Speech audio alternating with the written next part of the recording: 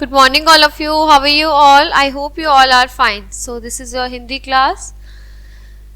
Chapter number 3 पढ़ेंगे हम part 3 नदी की आत्मकथा। पाठ परिचय। यदि कहा जाए कि नदियां हमारे देश के सांस्कृतिक, धार्मिक और आर्थिक जीवन का आधार हैं, तो अतिशयोक्ति नहीं होगी। अगर ये कहा जाए कि नदियां जो हैं वो क्या हैं, हमारी संस्कृति का प्रतीक है, धर्म का प्रतीक है और आर्थिक जीवन का आधार है, तो ये बात बहुत बड़ी नहीं होगी। ये बात सच है क्योंकि भारत क्या है, एक कृषि प्रधान देश है और कृषि प्रधान देश होने के साथ साथ प्राचीन मान्यताओं को मानने वाला भी है।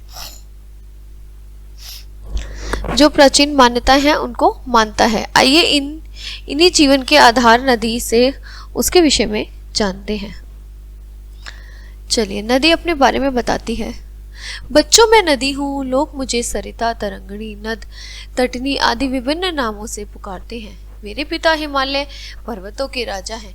मेरे पिता ने मेरा अत्यंत लाड प्यार से पालन पोषण किया है। एक दिन मेरे पिता ने मुझसे कहा, तुम्हारा जन्म यहाँ रहने के लिए नहीं हुआ, तुम्हें अपने शीतल जल से लाखों करोड़ों लोगों को की प्यास बुझानी है। ठीक है, तो बच्चों, नदी बताती है कि मेरा नाम, लोग मुझे किस किस नाम से जानते हैं।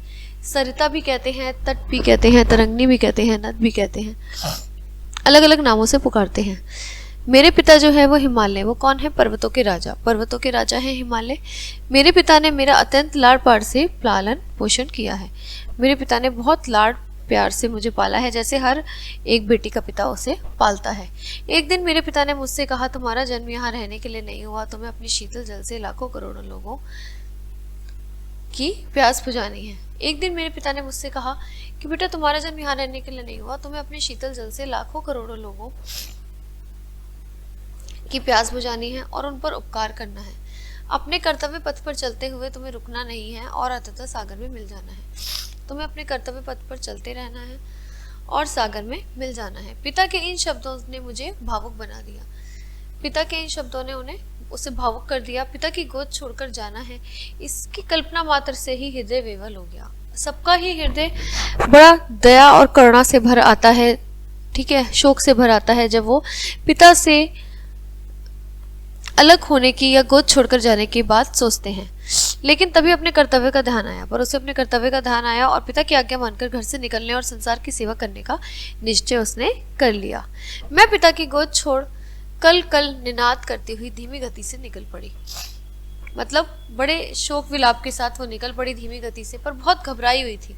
मन में सोच रही थी, मार्ग में पता नहीं कौन कौन सी कठिनाइयों का सामना करना पड़ेगा। इतना लंबा सफर मैं अकेले कैसे तय करूंगी? मैं कैसे इस सफर को तय करूंगी जो इतना लंबा है? किंतु जैसे जैसे मैं आगे बढ़ती गई, मेरा आत्मविश्वास बढ़ता गया। पर जैसे मैं आगे बढ़ी और मेरा आत्मविश्वास भी बढ़ता गया। अब संसार की सेवा करना मेरा धर्म था। मेरा धर्म क्या था? संसार की सेवा करना। मेरा जल पाकर किसान क्या हो गए? धन्य हो गए। मैं किसानों द्वारा बोए गए बीजों को अंकुरित करती हूँ। जो किसान बीज बोते हैं, मैं उसे अंकुरित करती हूँ। धन धान्य उगाकर लोगों का पेट भरती हूँ, प्रकृति को सींचती हूँ। मेरे जल का उपयोग करके लोग बिजली का निर्माण करते हैं। मैं विघ्न बाधाओं से घबराती नहीं हूँ, लेकिन मेरे मार्ग में अगर कोई अवरोध आता है तो उसे भी मैं अपने साथ बहाकर ले जाती हूँ। कुछ रोड़ी, पत्थर, कंकड़, तो उस सबको भी वो नदी क्या करती है? बहाकर ले जाती है। अपने तेज प्रभाव से पत्थर के भी टुकड़े टुकड़े कर देती हूँ। पत्थर भी टुकड़े टुकड़े हो जाता है जब मैं बहुत तेज प्रवाह करती हूँ। जब मैं सागर में मिलती हूँ तो मुझे इस बात का संतोष होता है कि मैंने निरंतर गतिशील रहकर अपने कर्तव्य का पालन किया और मानव मात्र को पुत्रवत स्नेह दिया।